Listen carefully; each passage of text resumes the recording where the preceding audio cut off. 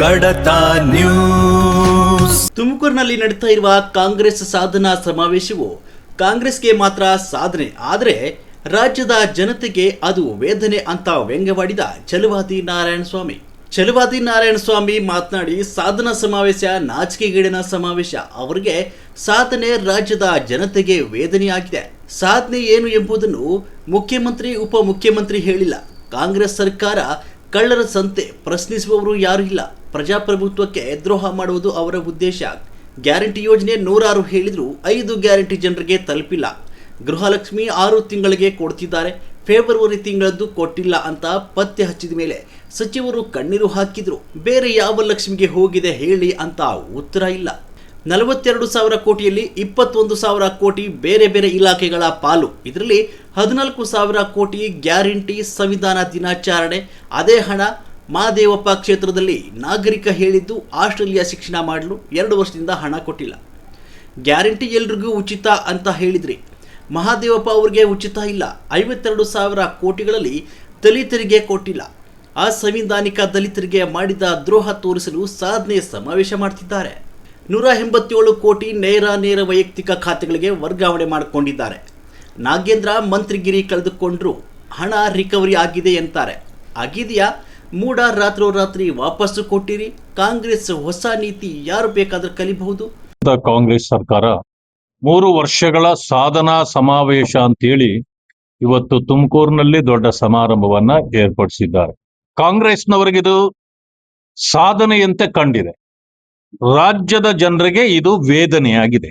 ಸಾಧನೆ ಏನು ಅಂತಕ್ಕಂಥ ಒಂದು ಮಾತನ್ನು ಕೂಡ ಮುಖ್ಯಮಂತ್ರಿಗಳಾಗ್ಲಿ, ಅವರ ಸಹಪಾಠಿಗಳಾಗ್ಲಿ, ಉಪಮುಖ್ಯಮಂತ್ರಿ ಆಗ್ಲಿ ಯಾರು ಕೂಡ ಹೇಳಿಲ್ಲ. ಒಟ್ಟಾರೆ ಸಾಧನೆ 1 ವರ್ಷ ಆಯ್ತು ಸಾಧನೆ ಮಾಡಿದ್ರು, 2 ವರ್ಷ ಆಯ್ತು ಸಾಧನೆ ಮಾಡಿದ್ರು, 3ನೇ ವರ್ಷದ ಸಾಧನೆ ಸಮಾವೇಶವನ್ನು ಮಾಡಿದ್ರು. ಬಹುಶಃ ಕಿತ್ತಾಡದೆ ಇದ್ರೆ ಇನ್ನೂ 2 ವರ್ಷ ಮಾಡ್ತಾರೆ. ಆದ್ರೆ ಪ್ರಯೋಜನ ಏನು ಅನ್ನೋದು ಯಾರಿಗೂ ಏನು ಆಗಿಲ್ಲ. ಒಟ್ಟಾರೆ ಹೇಳೋದಾದ್ರೆ ಈ ಕಾಂಗ್ರೆಸ್ ಸರ್ಕಾರ ಕಳ್ಳರ ಸಂತೆ ಇದ್ದ ಹಾಗೆ. ಅಲ್ಲಿರುವ ಎಲ್ಲರೂ ಕಳ್ಳರೇ ಆದ್ರೆ ಅದೊಂದು ಸಂತೆ. ಅವರನ್ನ ಪ್ರಶ್ನೆ ಮಾಡೋರು ಅವ್ರ ಪಕ್ಷದಲ್ಲೇ ಯಾರೂ ಇಲ್ಲ. ಜನರು ಪ್ರಶ್ನೆ ಮಾಡಿದ್ರು ಅವ್ರಿಗೆ ಕೇಳೋದಿಲ್ಲ. ಅವ್ರಿಗೊಂದು ಅನಿಸಿದೆ, ಜನ ನಮಗೆ ಹೆಚ್ಚು ಸ್ಥಾನಗಳನ್ನ ಕೊಟ್ಟು ಬಿಟ್ಟಿದ್ದಾರೆ. ಯಾರೇನು ಹೇಳಿದ್ರೇನು, ವಿರೋಧ ಪಕ್ಷದವರು ಹೇಳಿದ್ರು ಅವ್ರಿಗೆ ಅದನ್ನ ಕಿವಿಗೆ ಹಾಕೊಳ್ಳದೆ ಪ್ರಜಾಪ್ರಭುತ್ವಕ್ಕೆ ದ್ರೋಹ ಮಾಡ್ತಾ, ಜನರಿಗೆ ವಂಚನೆ ಮಾಡ್ತಾ 5 ವರ್ಷ ಲೂಟಿ ಮಾಡಿ ಹೊರಟೋಗ್ಬೇಕು. ಮುಂದೆ ಆಗೋದೇನಿದ್ರು ಆಮೇಲೆ ನೋಡ್ಕೊಳ್ಳೋಣ ಅನ್ನೋದು ಅವರ ಮನಸ್ಥಿತಿ. ರೈತರ ಆತ್ಮಹತ್ಯೆಗಳು ಬೇಕಾದಷ್ಟು ಆದವು, ಈಗಲೂ ಆಗ್ತಾ ಇವೆ, ತಲೆ ಕೆಡಿಸ್ಕೊಳ್ಳೋದಿಲ್ಲ.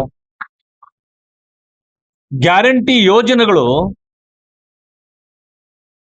106 ಯೋಜನೆಗಳನ್ನು ಹೇಳಿದ್ರು. ಮೊದಲನೇದಾಗಿ 5 ಗ್ಯಾರಂಟಿ ಘೋಷಣೆ ಮಾಡಿದ್ರು.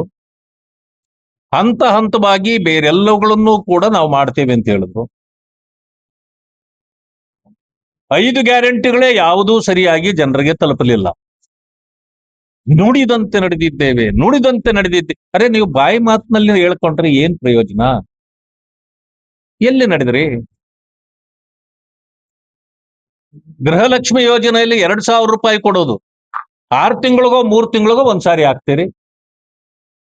ಎಲ್ಲಿ ನಡೆದ್ರಿ? ಹಿಡಿದ್ವಿ ನಾವು. ಯಾಕಂದ್ರೆ ಸರ್ಕಾರದ ಒಳಗಡೆ ನಡೆಯೋದನ್ನ ಸಾಮಾನ್ಯವಾಗಿ ಕಂಡುಹಿಡಿಯೋದು ಬಹಳ ಕಷ್ಟ ಆಗತ್ತೆ ಬೇರೆಯವ್ರಿಗೆ. ಆದ್ರೂ ನಾವು ಹಿಡ್ದಾಕಿದೀವಿ ನಿಮ್ಮನ್ನ. ಪಬ್ಲಿಕ್ ಕಡತ ನ್ಯೂಸ್.